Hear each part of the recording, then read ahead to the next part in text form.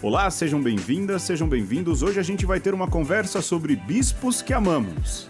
E no episódio de hoje, Dom Luciano Cândido Mendes de Almeida. E tem um Pedro também, eu esqueci de falar. Foi mal. Eu sou Pedro... SJ. SJ. É especial jesuítas, né? Agora sim, eu sou Pedro Luiz. Eu sou Alexandre Ferreira.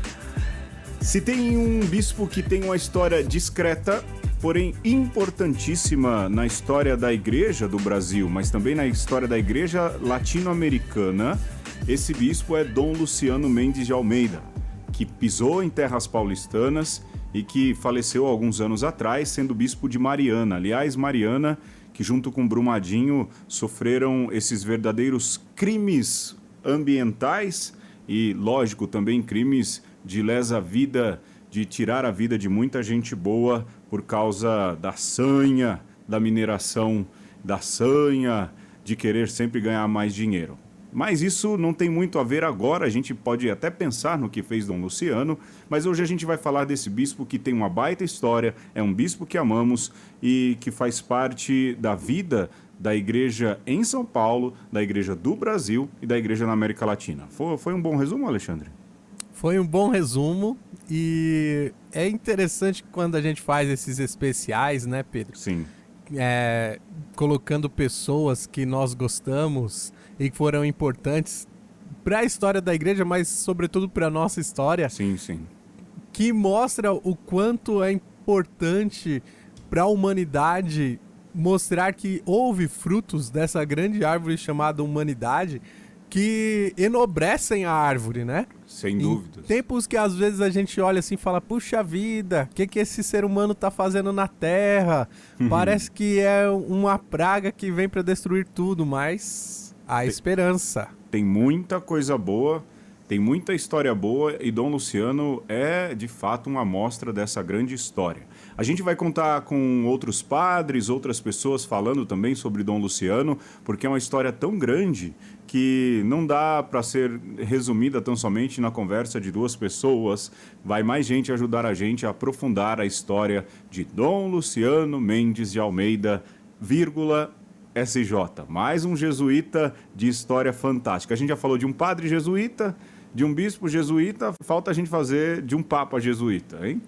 Mas a gente é do fã-clube. E depois a gente faz o lado negro dos jesuítas. Aí é você.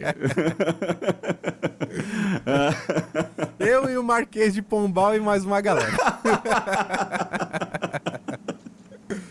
Ei, abraço, Marquês de Pombal. Vamos pro jogo, Alexandre. Chega de conversa que já vai meia hora de programa. O jogo é teu, meia fião. Hora de prosa. Hoje. Lá do Castros Brothers, um canal do YouTube que eu gosto muito de assistir. Sobretudo o TC. Eu dou muita risada. Eu rio risos. E eles têm um joguinho lá que eu acho que dá pra gente transpor aqui pro mundo do áudio, que é o jogo da definição, que consiste da seguinte dinâmica. Eu vou te dar uma palavra, Pedro, e você vai ter que me dizer o que significa essa palavra. E pode ser livre associação, você não precisa estar preso ali ao que significa de fato. Mas a primeira coisa que vier à cabeça. E no meio disso, eu vou pedir definição de outra palavra daquilo que você falou. Ah, tá bom. Tá bom. Tá, vai. Vamos ver no que dá. E depois aí, pro final, tem uma sacadinha divertida aí pra gente dar risada. Você tá aumentando a dificuldade do jogo, hein? Isso aí é nível fácil, 10 de 10, hein? Fanfic 10 de 10, jogo 10 de 10. Tem que acompanhar. Foi isso. Vai lá, então. Então, diga. Começando o jogo, Pedro, eu vou te dar uma palavra aleatória aqui. Eu gostaria que você me definisse o que significa marmita. Marmita? Marmita, eu vou definir de um ponto de vista histórico. Era alguma coisa que quando eu era office boy odiava carregar, mas que se eu trampasse hoje eu ia levar todo dia. O que é trampasse? Trampar? É. Trampar. Era uma gíria para garotos de 14 anos dos anos 90 que significava trabalhar. E o que significa 90? Neste caso, nesta frase, a década de 90 do século 20. E o que é século? Século é uma divisão histórica que compreende 100 anos, que começa no primeiro ano e termina no ano 99, todos completos. Aliás, no ano 00, todos completos formam uma centena. Por exemplo, nós agora estamos no século 21. Pedro, me explique o que é redondo. Redondo? É. Sou eu depois do curso do Chile. Me explica o que é Chile. Chile é um país muito agradável, mas com um tempo muito seco, que fica na América do Sul e faz divisa com o Brasil. E um dia eu volto lá, quando eu tiver dinheiro, para fazer turismo, porque não fiz. Tá bom. Agora me diga, o que marmita tem a ver com Chile? O que marmita tem a ver com Chile? Fez uma falta, meu irmão, porque toda noite eu comia empanada lá da loja de conveniência só para não gastar dinheiro. Se eu tivesse uma marmitinha. A moça da loja, né, quando eu não ia no pub irlandês, eu ia lá no pub irlandês, o moço até já sabia qual era a cerveja que eu queria tomar, porque tinha dia que eu chegava tão estressado, imagina das 8 às 6, falando espanhol o tempo inteiro, eu falava, cara, eu preciso de uma cerveja. Eu preciso de uma cerveja para desopilar. Aí eu achei lá um pub irlandês, Alexandre. E aí toda vez não, né? Senão vão achar que eu sou um pé de cana, né? Alcoólatra. Mas toda vez que eu ia lá, o cara já até sabia que cerveja eu queria. Mas quando não tinha marmitinha para jantar, aí comia empanada da loja de conveniência do lado do hotel. Ruim, mas era só para matar a fome. Por isso voltei redondo. O que redondo tem a ver com Chile? A falta da marmita. Muito bom. Gostei, quero mais, hein? Quer mais? Então vou te dar mais uma palavra. Vai lá. Ou melhor, você quer inverter? Eu não vou saber fazer. Tá bom. Então vou te dar mais uma palavra. Não, quem se ferra sou eu dessa vez, vai. Tá bom. Tá. Agora, olha, será Pedro, que pode falar ferra na rádio, hein? Agora já foi! Vamos embora. Não tem nenhum eufemismo, né? Não. Vamos lá. Então vamos lá, mais uma palavra. Já que você falou em ferra aí, me define o que é cobre. Cobre. Cobre é um metal. Eu não saberia dizer se nobre ou não, porque eu não tenho todo esse conhecimento, que é usado para ser um bom condutor de eletricidade. E eu descobri agora, nessa última viagem, que ele também fica nas placas da alfândega do Chile. Agora minha vida é um Chile, né? E é tipo uma placa antimicróbios. Olha, não sabia disso. Me defina o que é conhecimento. Conhecimento é aquilo que um dos nossos maiores heróis brasileiros, o ET Bilu, pede que nós busquemos de modo que a gente não caia tão somente naquilo que o WhatsApp manda para nós. O que é ET, Pedro? ET é a abreviação de duas palavras, que acho que também, não sei agora, na nova língua portuguesa, podem ser uma, extraterrestre, ou seja, seres de outro planeta, extraterrestre. Como também existem os ITs, os intraterrenos, que dizem aí, alguns, existem morando aí no centro da Terra. Imagino o quanto esses caras resistem ao calor, não é? Terra oca, viagem ao centro da Terra, também tem aí os intraterrenos. O que é Olha, oca? eu só queria deixar aqui que eu não acredito em nada disso, hein? Fala a verdade. Nem ET. Não acredito. Me defina o que é oco. Oco? É algo que os Raimundos queriam ver na segunda música do disco.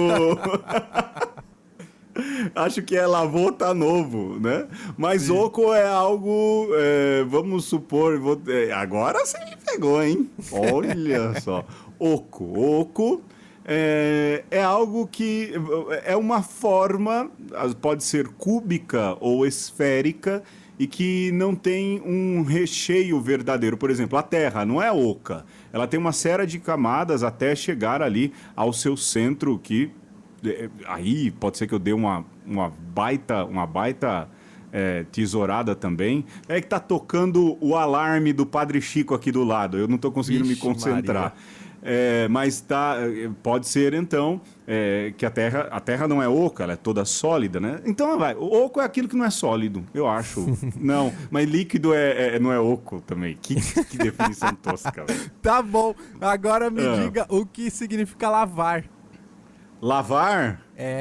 Lavar é o ato de assear algo, não é? Eu hoje mesmo lavei roupa. Hoje eu passei aí uma boa parte da tarde lavando roupa, estendendo, não vou passar porque eu não gosto. Aliás, eu vou lançar o protesto aqui de não precisar usar roupa passada. Eu acho que a gente tem que... Eu já não uso calça passada. Eu adiro. Vamos lá, 2 membros na comunidade do Orkut. Tá, agora me diga o que lavar tem a ver com a primeira palavra que a gente citou. E agora eu lhe pergunto, qual foi a primeira palavra que você citou? Esse é o exercício que eu esqueci de fazer da outra vez. Meu Jesus Cristinho, o que lavar tem a ver com a primeira palavra? A primeira palavra foi marmita? Ou foi marmita foi no outro? Não, marmita foi no outro. Foi cobre. Isso. Cobre. Lavar tem a ver com cobre. Olha, se algum fio de cobre estiver ligado na tomada... Não lave nada, né? Porque você pode tomar um choque. Você então, vai lavar um choque. Você vai lavar um... Você vai lavar um choque e pode baixar o hospital, o que não é bom para ninguém, porque ninguém quer baixar o hospital. Quem gosta de hospital é médico, enfermeira e os funcionários, não é verdade? É isso. Muito bem, Pedro. Esse é o jogo da definição. Eu quero mais desse da outra vez, hein? Faz favor. Vamos fazer vários agora. Vamos pro tema, Alexandre. Vamos lá.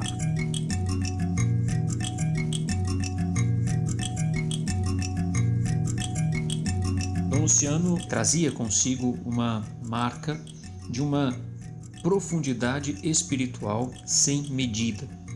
Penso que, se pudesse descrever Dom Luciano, eu diria, é um homem de Deus, um homem profundamente marcado pela presença de Deus em sua vida e por causa dessa sua marca, dessa sua espiritualidade profunda, um verdadeiro profeta, isto é, ele era capaz de enxergar a realidade, o mundo, as pessoas com o olhar de Deus. A verdadeira profecia, inspirada na Sagrada Escritura, no seu sentido mais profundo, é exatamente essa capacidade que alguém tem de ler a realidade à sua volta, as circunstâncias dos tempos em que vive, à luz do olhar de Deus, inspirado pela palavra de Deus. De modo que essa pessoa, esse profeta, torna-se exatamente por isso capaz de anunciar a boa nova do reino de Deus e denunciar aquilo que contradiz o reino. Dom Luciano, quando veio para a Arquidiocese de Mariana, veio no ano de 1988, e aqui ele de fato plantou grandes e profundas raízes de sua presença. Nós, até hoje, o temos no coração e a memória de Dom Luciano entre nós padres, aqui na Arquidiocese de Mariana, entre nós, entre os leigos, entre os religiosos, é uma memória viva. Todos os dias ou em todos os lugares pelos quais passamos, certamente há sempre alguém que se recorda de Dom Luciano, que diz de uma frase sua, de um gesto seu, um comportamento que assim marcou aquela comunidade ou aquelas pessoas com quem nos encontramos.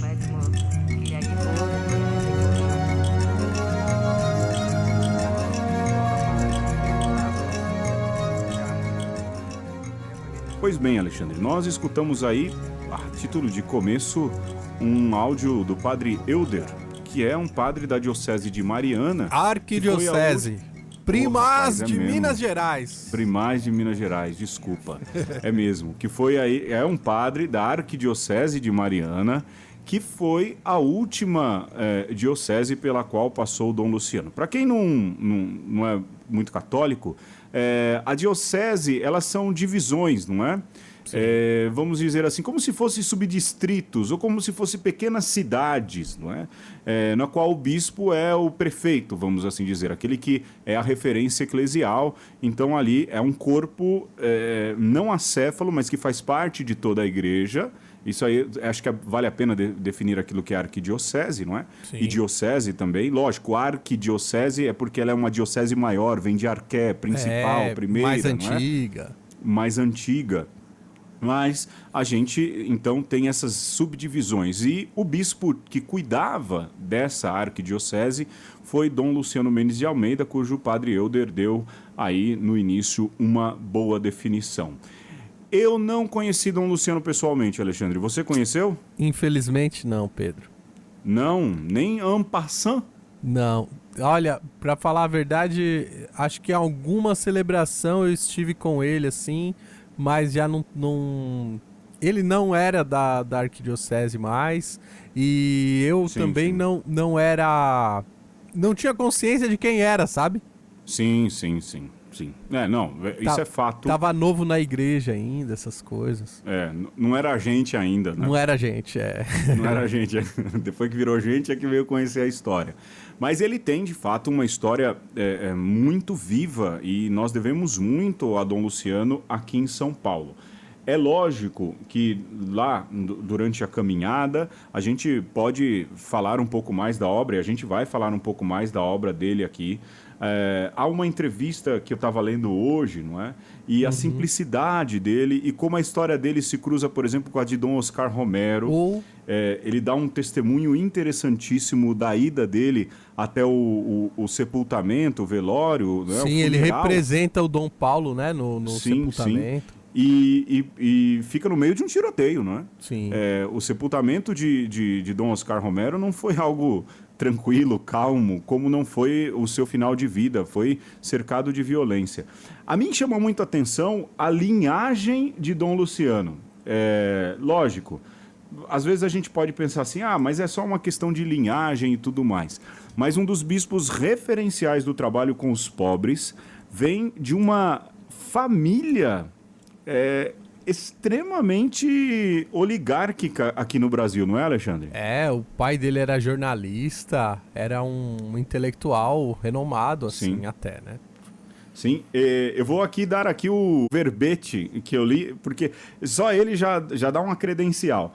Ele era filho do conde Cândido Mendes de Almeida e da senhora Emília de Melo Vieira Mendes de Almeida. Esses nomões aí já mostra quase uma credencial, né? Que nem Dom Pedro I, Dom Pedro II. E ele é neto do primeiro conde Mendes de Almeida, ou seja, ele vem de uma família de condes, de condados, não é?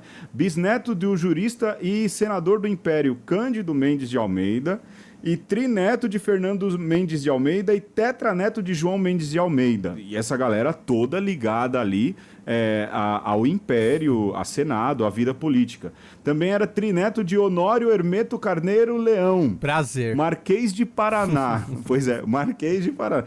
E o irmão de Dom Luciano era acadêmico da Academia Brasileira de Letras, Cândido Mendes de Almeida. Ou seja, era membro de uma família cuja linhagem era muito antiga, muito nobre, naquilo que a gente pode usar essa palavra, mas de gente de uma intelectualidade muito grande, a ponto de ele ter um irmão da Academia Brasileira de Letras. E todos aí usam o nome Cândido Mendes, ele não é? Quer dizer, para quem começou com os pobres e trabalhou a maioria do tempo com os pobres, é um começo muito diferente, né? É um destoar de história muito diferente. Para quem ficou marcado como um bispo que fez essa opção pelos pobres verdadeiro, né? Ninguém imagina que tem por trás toda essa carga aí, digamos, genética e de nome. E o que torna ainda mais extraordinário essa história toda e a pessoa de Dom Luciano. E sem crise, né, Pedro? É importante isso Sem também. crise. A família sempre o admirou e também o ajudou, né? Nessas Sim. questões todas. Não é que há uma cisão, não é que havia ali a boa e velha que se fala luta de classes, né? Sim, Que sim. Muito pelo talvez contrário. a gente precisa desmistificar hoje em dia também, né? Porque Sim, uma coisa é consciência de classe, outra coisa é luta de classes, eu acho, né? Sim.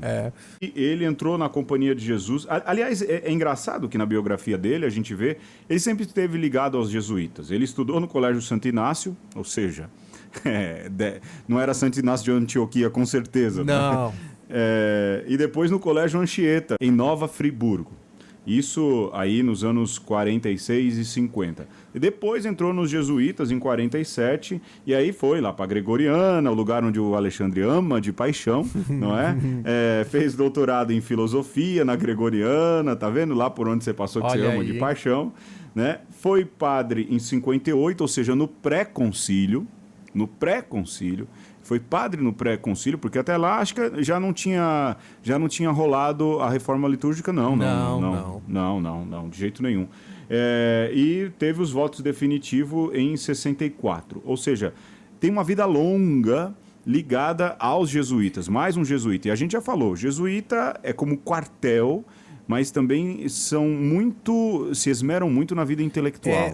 Uma coisa nessa trajetória aí dos jesuítas, que é interessante sobre a própria Companhia de Jesus e as escolas dos jesuítas, é que por muito tempo, se você era da oligarquia brasileira, você tinha que mandar seus filhos estudarem com os jesuítas, né?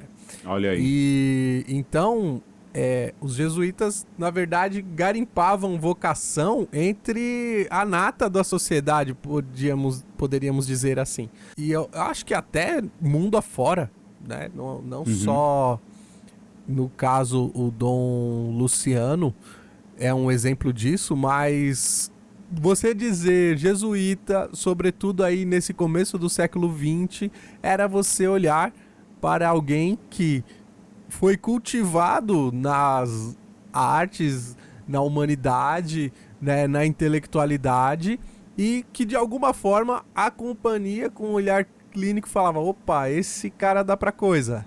E Sim. dava um jeito de trabalhar a vocação, e assim foi Dom Luciano, né, porque também tinha essa aptidão para a vida religiosa, assim o fez, e fez toda essa trajetória aí que o Pedro falou, que não é fácil também. A Companhia de Jesus não é que facilita muito as coisas para os seus vocacionados.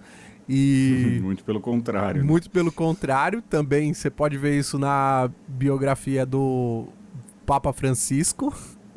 Sim. É um povo que gosta de testar ali os limites. Ah, você é bom nisso? Então você vai fazer isso aqui, que não é tão fácil assim pra você. Sim. E Dom Luciano foi um bom jesuíta. Sim. E aí depois vai ser bispo, né, Pedro? Sim, foi bispo. E olha porque na Igreja Católica, um bispo não ordena outro sem estarem dois juntos, não é? Sim. Deve ser feito em três. Um que preside, os outros dois que são ali, vamos assim dizer, os co-celebrantes ou os coordinantes. Dom Paulo foi quem ordenou Dom Luciano. Isso já é um cartão de visita enorme. E depois, Dom Clemente Snardi. Olha, e tem uns escritos muito bonitos sobre a vida sacerdotal. E o outro, Dom Benedito Ulloa Vireira, que foi um bispo que passou aqui por São Paulo muito tempo, né? Tem também uma história bonita. Mas Dom Clemente Snardi tem um belo livro sobre a vida sacerdotal. Então, quer dizer, na história de Dom Luciano, há bispos de histórias muito grandes. Depois, eu acho que só para a gente ir mais à frente um pouquinho na questão bibliográfica, e depois a gente pode falar de algumas nuances. Ele participou aí da Conferência Nacional dos Bispos do Brasil, ele foi secretário-geral durante um bom período, 8 anos, ou seja, ele foi eleito e reeleito. Depois ele foi presidente da CNBB por mais 8 anos. Foi membro do Conselho Pontifício de Justiça e Paz, que é ali o órgão que cuida dos direitos humanos na Igreja, isso em Roma, né, durante muito tempo, de 92 até 2006. e foi também presidente do Conselho Episcopal Latino-Americano, isso durante 3 anos, e foi figura fundamental em pontos muito importantes aqui da igreja brasileira, ou a igreja no Brasil, e na igreja latino-americana. Lógico, mais à frente, a gente vai falar ali daquilo que de fato ele fez de importante. Aqui em São Paulo, ele ficava aí na região que você pertence, né, Alexandre? As pessoas hoje aqui ainda na região Belém, os padres sobretudo que conviveram com ele, têm esse senso de responsabilidade de carregar as marcas, o jeitão, o legado de Dom Luciano no seu agir pastoral, no seu trato com as pessoas, sobretudo no seu trato com os pobres. E ele tinha algumas características muito pessoais e muito especiais, não é, Alexandre? Por exemplo, Deus é bom. Por mais que seja algo que se diga bastante, ele usava muito isso.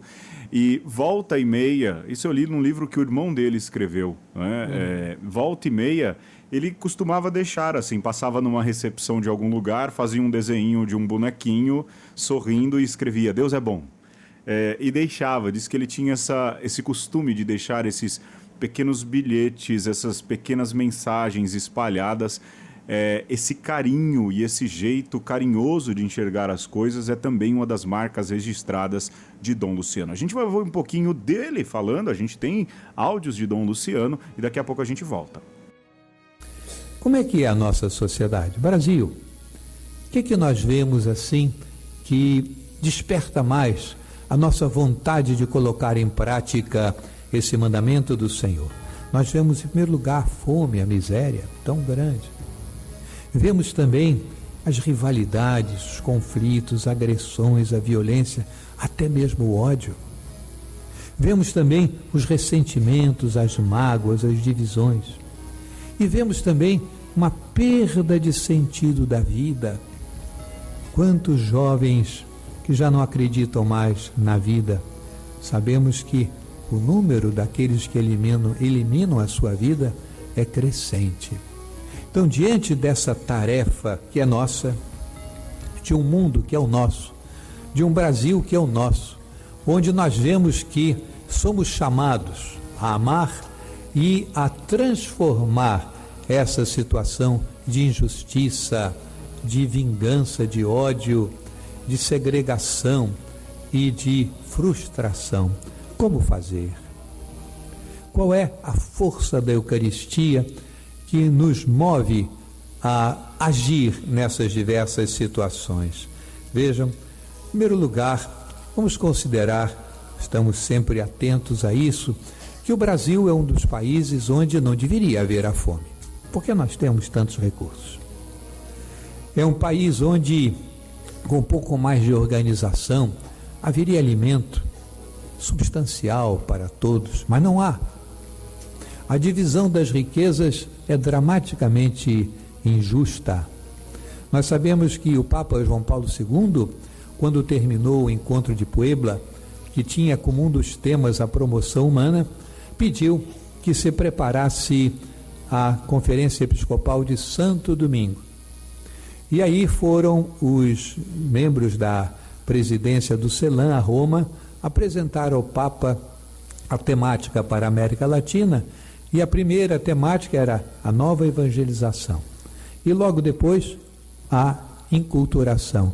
E o Papa disse, não, vocês ainda não realizaram a promoção humana. Que queremos é pão, que queremos é se conectar, que queremos é paz, mesmo aquele que não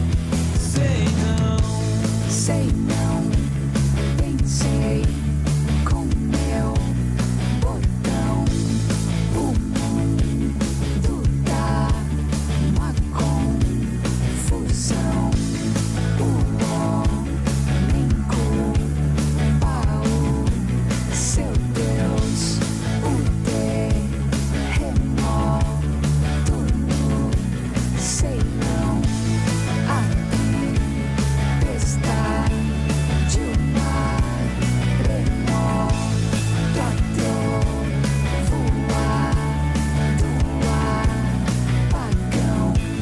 Quem fez isso pra nós foi o homem, não foi Deus não.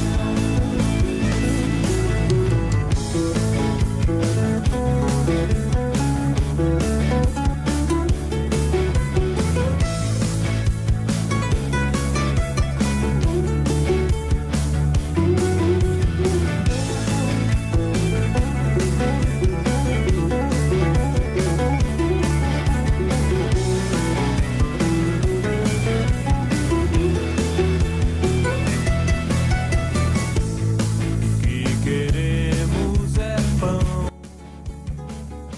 Nós estamos falando hoje do servo de Deus, Dom Luciano Mendes de Almeida. A igreja já reconheceu as suas virtudes heróicas.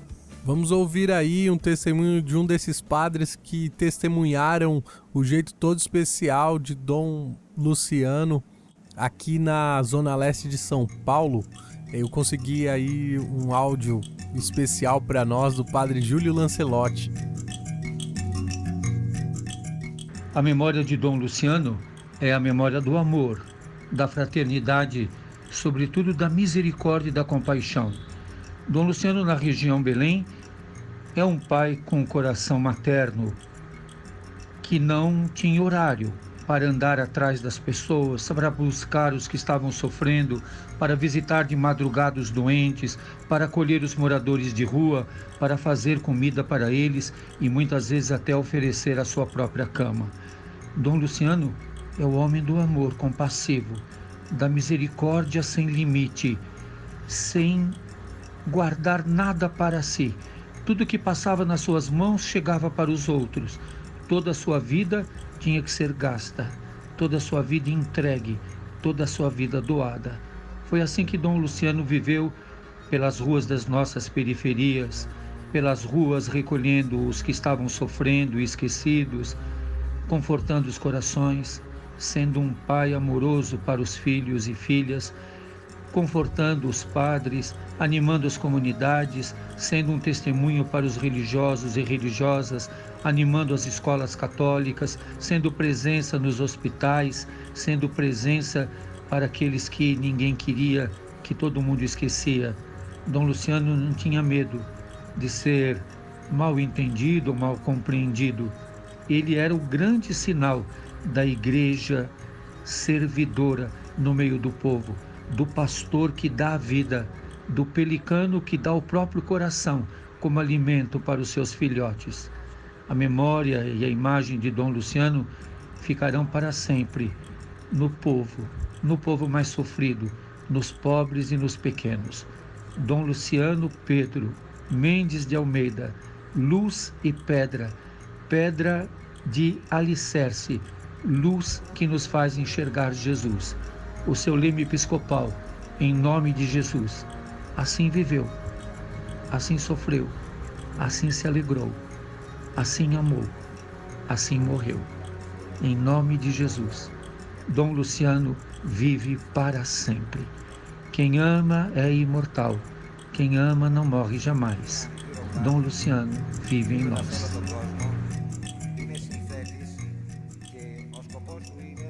Uma coisa que eu lembrava aqui, uma lembrança minha pessoal, é que por muito tempo ele tinha uma coluna na Folha de São Paulo. É verdade. E eu, É verdade. assim, esperava no sábado ansiosamente para ler a coluna de Dom Luciano, que sempre trazia ali um panorama da vida, sobretudo política, da conjuntura social, e sempre com esse olhar evangélico, né? E você consegue encontrar alguma coisa, inclusive na internet, dessas colunas, desses artigos de Dom Luciano.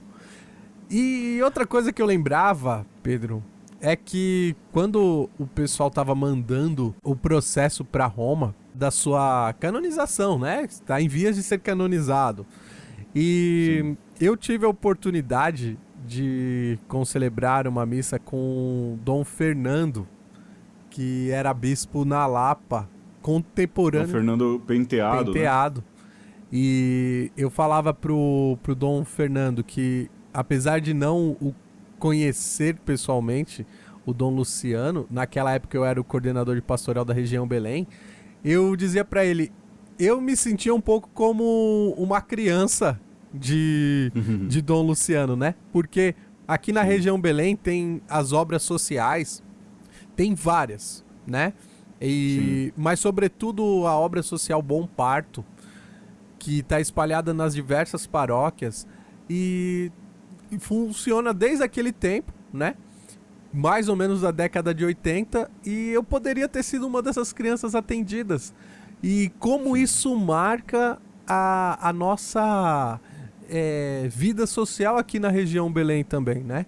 Crianças até hoje sendo atendidas por Dom Luciano. E uma coisa que vira e mexe você encontra nas paróquias é uma foto do Dom Luciano com uma mitra na cabeça dessas crianças, assim, que era uma brincadeira que ele fazia, né? Ia celebrar, a meninada juntava em torno dele e ele começava a colocar a mitra na cabeça da molecada. da molecada.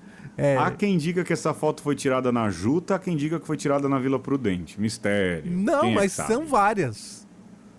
Mas a mais clássica, Sim. eu não sei. Quem é da Vila Prudente fala que foi lá, né? Pois Eles falam, foi aqui que ele lógico, tirou. Lógico. Eu tava lá, eu era a mitra, né? Eu era o menino atrás da mitra.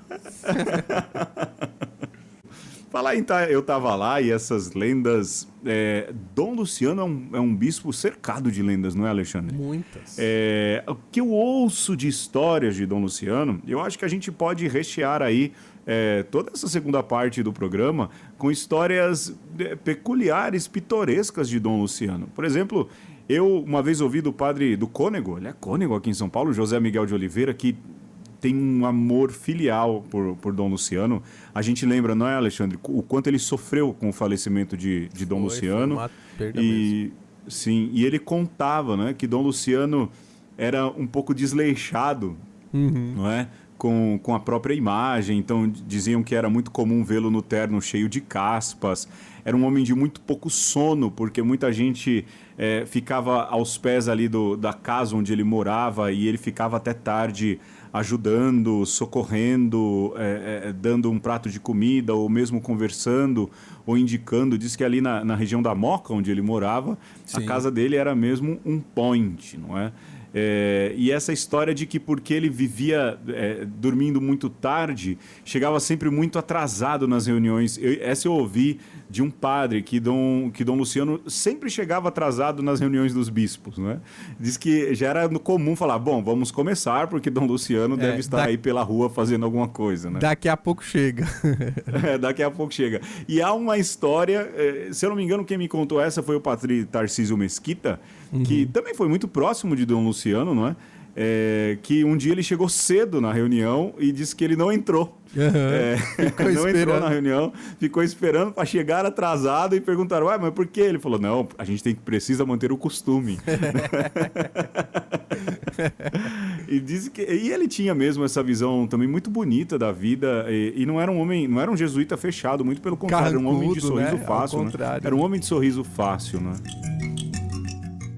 Interessante destacar que Dom Luciano era um homem de uma lucidez, de uma inteligência muito grandes. E exatamente por isso era também capaz de enxergar longe, tinha um horizonte amplo, capaz de diálogo, de proximidade e ao mesmo tempo capaz de uma simplicidade que é marca de fato da vida de um santo. Me lembro de um episódio narrado por Dom Raimundo Damasceno acerca da vida de Dom Luciano, que penso traduzir bem como Dom Luciano agia e o seu modo de ser e de pensar. Dizem que quando ele estava na presidência da CNBB, certa feita, ao passar pela portaria da CNBB, ele viu que uma das irmãs da casa oferecia um sanduíche de pão e carne na mão, atendendo a um senhor que pedia para matar a fome. E que a reação de Dom Luciano naquele momento foi tão rápida bastante repentina, dizendo: irmã, não dê o sanduíche a esse senhor. A irmã e os demais que ali estavam por ali se espantaram com essa atitude de Dom Luciano. Mas será possível, perguntaram, que Dom Luciano estaria impedindo a ela, aquela irmã, de dar alguma coisa de comer àquele pobre indigente? E Dom Luciano, então, logo se explicou: irmã, esse homem a quem a senhora oferece o sanduíche não tem dentes. É melhor dar a ele um prato de sopa. De fato, esse gesto de Dom Luciano mostra a sutileza, a sensibilidade e a espiritualidade de quem tem um coração grande e que vê com os olhos da fé o Cristo presente em cada pessoa, especialmente no pobre. Dom Luciano sempre agia assim, com uma sensibilidade profunda às necessidades do irmão. Uma história interessante também que eu já ouvi mais de uma vez é que nisso, né, o tamanho de desapego que ele tinha, desprendimento, sobretudo com os bens materiais, e tudo que vinha para a mão dele era mesmo, né, lógico que com responsabilidade, né, Sim, sim. daquilo que era dele, sobretudo, ele se desprendia, que, assim, inúmeras vezes o pessoal chegava: olha, Dom Luciano, tá aqui um dinheirinho aqui para você dar pros seus pobres. Ele colocava ali aquele montante de dinheiro que ele nem sabia o que era. Aí chegava mais na frente e chegava um pobre: ô, Dom Luciano, tô precisando de um dinheiro. Ele tirava do mesmo jeito e dava. No mesmo envelope, No mesmo envelope. E assim, com uma liberdade de: olha, eu não quero saber pra que você vai usar e quem é você, né? Quanto eu tô te dando. Não pedia um formulário, né? Pra Sim, liberar a sim. verba. Não. Me dá o RG, o endereço. Não, né? tinha essa capacidade de ajudar todo mundo sem olhar mesmo, né? Que às vezes parece uma fala retórica, fazer o bem sem olhar a quem. E não, né? Tem gente Mas- que leva a sério, né?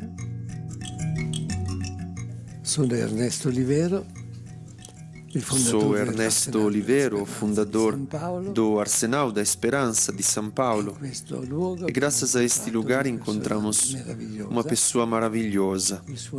O nome dele, Luciano Mendes de Almeida. Dom Luciano Mendes de Almeida. E caminhando nos tornamos amigos, verdadeiramente amigos, de uma amizade profunda. Amigos que se amavam a cada gesto. Nos encontramos 444 vezes.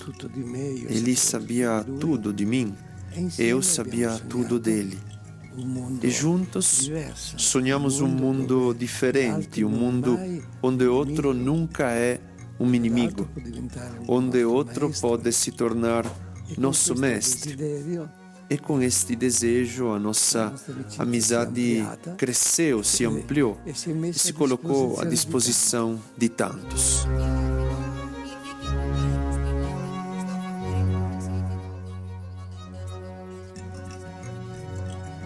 Você acabou de escutar aí um depoimento muito especial do Ernesto Olivero, que é o fundador do CERMIG, fundador do Arsenal da Esperança, também do Arsenal da Paz em Turim, e que teve uma amizade muito profunda, e essa amizade muito profunda com Dom Luciano, como ele mesmo diz, rendeu frutos para a igreja, para um testemunho de vida cristã no mundo inteiro. Deve servir como exemplo. E a gente também agradece o padre Simone Bernardi, que está no Arsenal da Esperança hoje em dia, que fez aí para nós então a tradução simultânea daquilo que disse o Ernesto Olivero. Se você for olhar o Arsenal da Esperança, é uma obra avançadíssima, porque você já está falando em acolhida, de certa forma até de migrantes, né? Sim. Ainda que muitas vezes o Arsenal acolhe migrantes estrangeiros de sua própria terra, os moradores de rua. E como essa obra ela é profética no sentido de antecipar algo que hoje em dia é uma das marcas da nossa sociedade, né? Pessoas que precisam ser encaixadas de novo na sociedade e não serão se não tiver um braço forte ali, uma organização para fazê-lo. Então, assim, Dom Luciano é um homem à frente do seu tempo também, nesse quesito, bastante expresso no próprio Arsenal. E o Arsenal da Esperança, há pouco tempo, comemorou o número de 60 mil pessoas diferentes acolhidas. É uma Sim. casa de acolhida de homens em situação de rua, não é? Que promove uma vida mais digna, que promove a chance de caminhar em uma vida diferente. E desde 96, a obra de Dom Luciano Mendes de Almeida acolheu 60 mil pessoas. E outra, não é, Alexandre? O que eu acho bonito ali é que o Arsenal trata pessoas, não são números. São pessoas que têm nome, têm histórias, e cada história ali é valorizada com muito carinho. Por fim, Alexandre, Dom Luciano Mendes sofreu um acidente muito sério uma época, não é?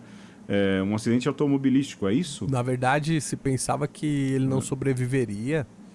Me contou essa história, foi Dom José Roberto, ele conta muito essa história, que é o bispo auxiliar aqui da Arquidiocese de São Paulo, que está no Ipiranga, e ele conta que Dom Luciano gemia muito, e o padre que o acompanhava um pouco ficava ali meio que apavorado com essa situação.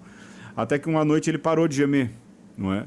E o padre perguntou a ele: Dom Luciano, o senhor parou de gemer? O que aconteceu? A dor parou?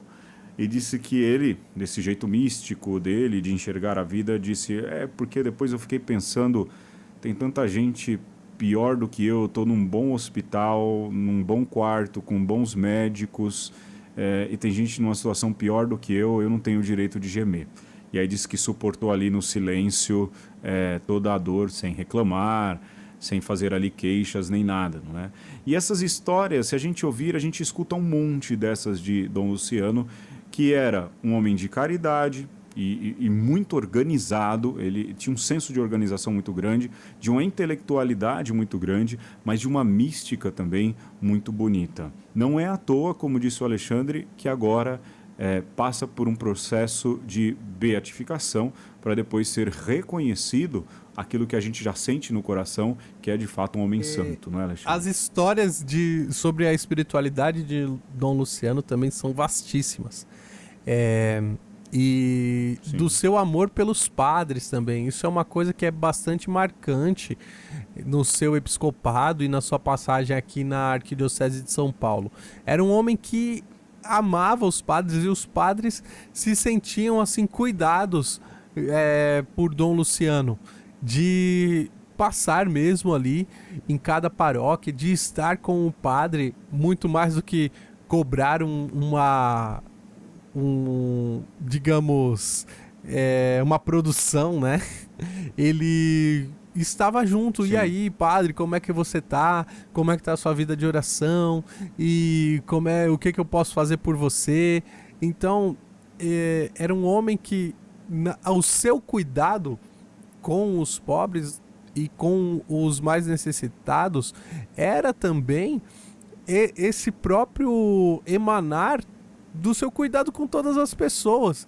E esse seu estar com cada pessoa como se fosse importante, cada uma delas, era fruto da sua vida espiritual, do seu amor por Jesus Cristo, por esse desejo de estar sempre perto e enraizado com o coração em Deus mesmo, né?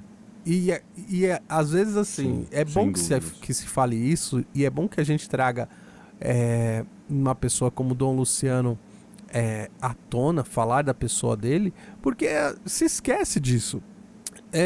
Parece que quando Sim. você fala de uma pessoa que lutou por causas sociais, é simplesmente um ativista ou um guerrilheiro, e não, né? É exatamente o oposto disso. É o seu amor por Deus que o leva a essa luta, a esse engajamento. Para nós é isso, né, Pedro? E talvez para nossa geração ainda, isso estava muito colado, tá muito colado, né? Não existe dissociação entre o lutar pelas coisas do reino e lutar pela paz e pela justiça no mundo.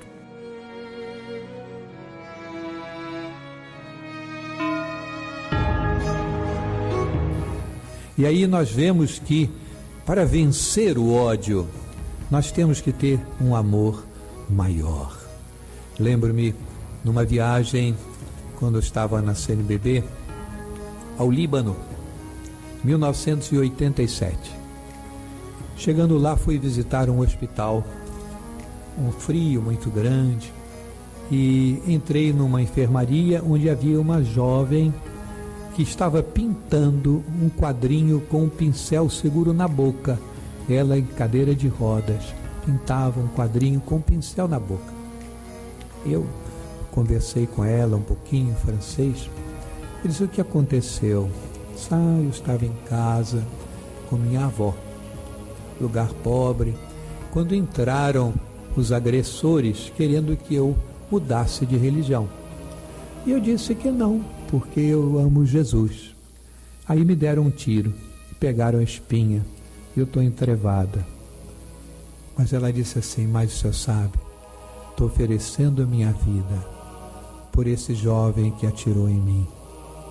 Dou toda a minha vida para que ele conheça a Deus e se converta. E continuou pintando. Estou me lembrando agora, 1987.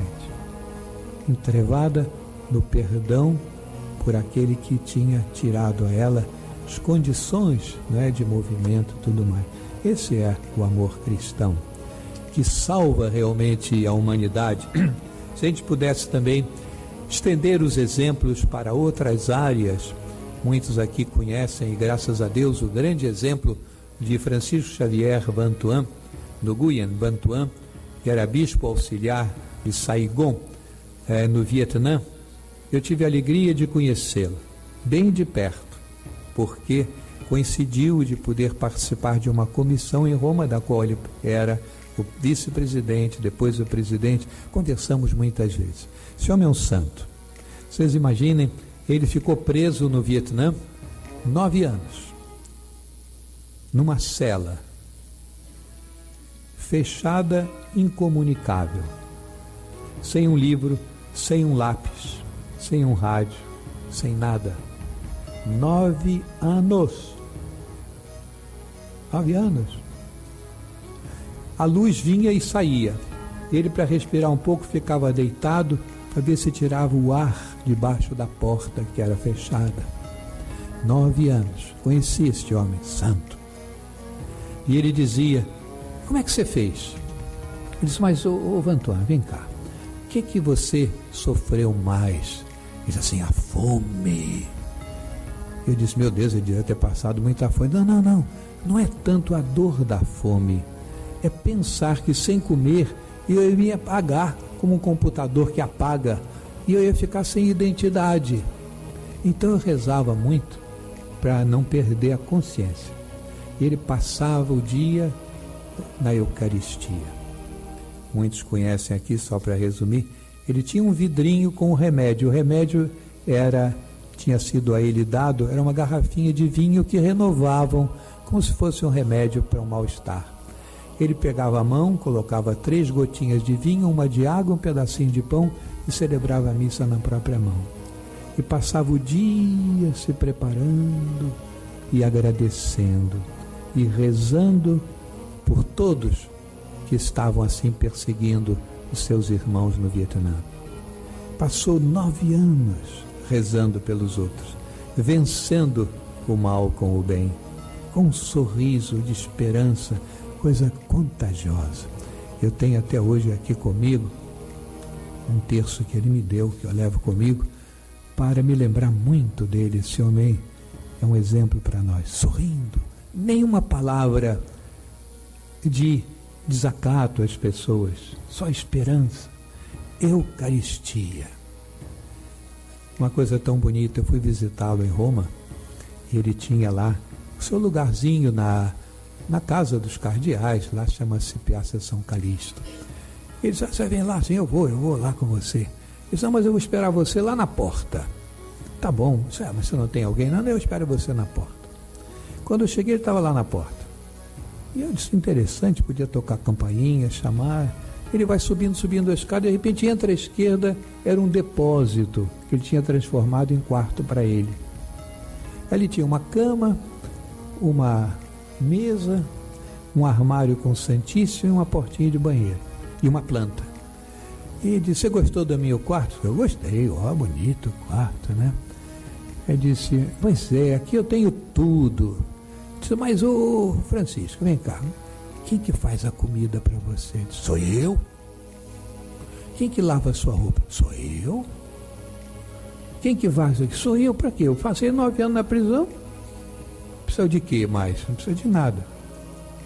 Quer dizer, um homem totalmente desprendido. Aí, lá em Turim, convidaram o cardeal para falar aos jovens. Aliás, alguns estão aqui.